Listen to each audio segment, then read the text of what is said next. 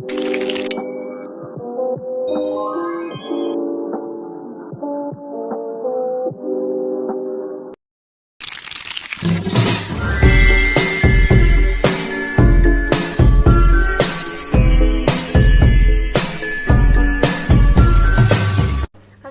warahmatullahi wabarakatuh.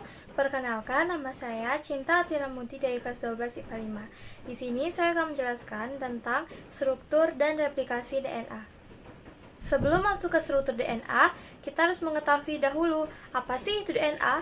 Jadi, DNA adalah sekelompok molekul yang bertanggung jawab untuk membawa dan mentransmisikan materi keturunan atau instruksi genetik dari orang tua ke keturunannya. Selanjutnya, materi yang selanjutnya adalah struktur DNA. Struktur DNA dapat dianggap sebagai tangga yang terpilih. Struktur ini digambarkan sebagai heliks ganda. Ini adalah asam nukleat, dan semua asam nukleat tersusun dari nukleotida. Molekul DNA tersusun dari unit-unit yang disebut nukleotida. Dan setiap nukleotida tersusun dari 3 komponen berbeda. Yang pertama, gula, yang kedua, gugus fosfat, dan yang ketiga, basa nitrogen. Gugus gula dan fosfat menghubungkan nukleotida bersama-sama untuk membentuk setiap untai DNA.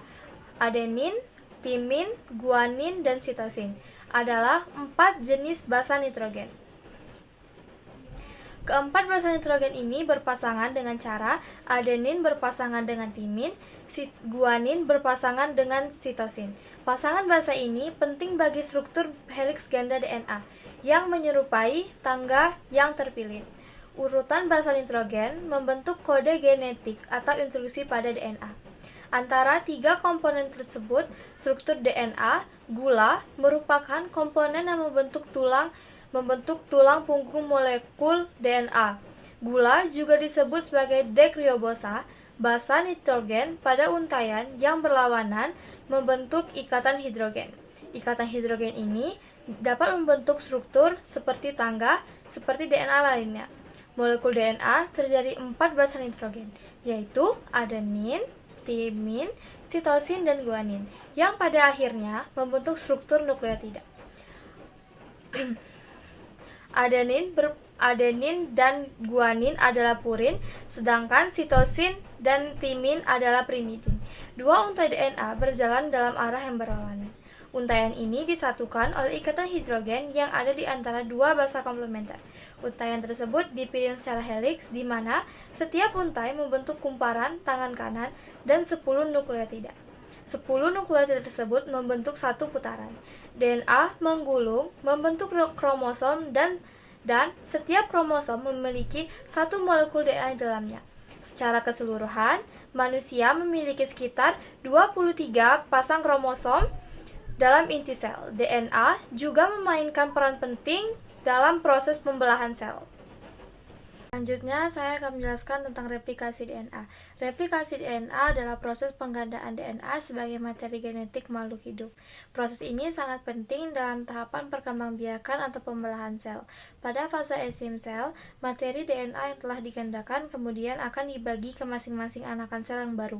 Seperti yang kita ketahui, bahwa struktur DNA berupa double helix yang terdiri dari 2 lantai untaian prolimer yang saling berpasangan. Secara komplementer, adenin berpasangan dengan timin, sedangkan guanin berpasangan dengan sitosin. Adapun terbentuknya pasangan tersebut dikarenakan adanya ikatan hidrogen antara kedua jenis basa nitrogen. Begitu mengetahui susunan basa dan pasangan basa DNA, ini sangat penting untuk mempelajari bagaimana DNA diduplikasi dan digandakan. Berikut ini adalah langkah-langkah penting yang terlibat dalam replikasi DNA. Yang pertama adalah inisiasi. Replikasi DNA menuntut tingkat akurasi yang tinggi karena kesalahan sekecil apapun dapat mengakibatkan mutasi. Dengan demikian, replikasi DNA tidak dapat dimulai secara acak di titik manapun.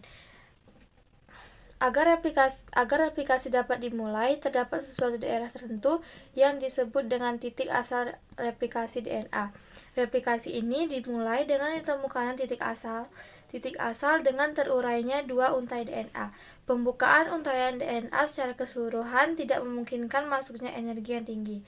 Oleh karena itu, pertama-tama garpu replikasi dibuat dengan enzim helikase yang membuka untaian DNA. Yang kedua adalah proses pemanjangan. Saat untaian dipisahkan, enzim polimerase mulai mensintesis urutan komplementer di setiap untaian. Untaian induk akan bertindak sebagai cetakan untuk mensintesis untaian anakan yang baru.